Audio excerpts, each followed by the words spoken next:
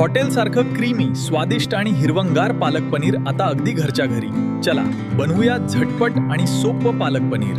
यासाठी लागेल ताजा पालक, 200 ग्रॅम पनीर, 1 कांदा, 2 टोमॅटो, हिरवी मिरची, आलं लसूण पेस्ट. सर्वप्रथम पालक स्वच्छ धुवून गरम पाण्यात 2 मिनिटं ब्लांच करा आणि लगेच थंड पाण्यात काढा. यामुळे पालकाचा सुंदर हिरवा रंग टिकून राहतो. आता ब्लेंडरमध्ये पालक आणि हिरवी मिरची घालून त्याची छान स्मूथ प्युरी करून घ्या. पनीरचे चौकोनी तुकडे करून ते थोड्या तेलात किंवा बटरमध्ये हलके सोनेरी होईपर्यंत परतून घ्या.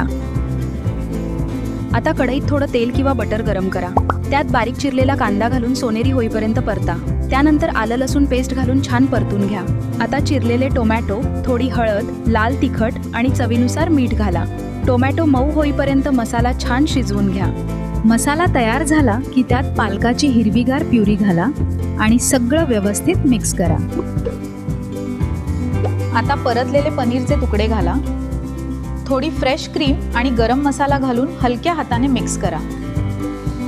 आता हे पालक पनीर 2 ते 3 मिनिटं मंद आचेवर शिजू द्या. जास्त वेळ उकळू नका, नाहीतर पालकाचा हिरवा रंग कमी होऊ शकतो. झालं तयार आपलं क्रीमी आणि स्वादिष्ट पालक पनीर. वरून थोडी क्रीम आणि कोथिंबीर घालून गरमागरम नान, रोटी किंवा पराठ्यासोबत सर्व्ह करा.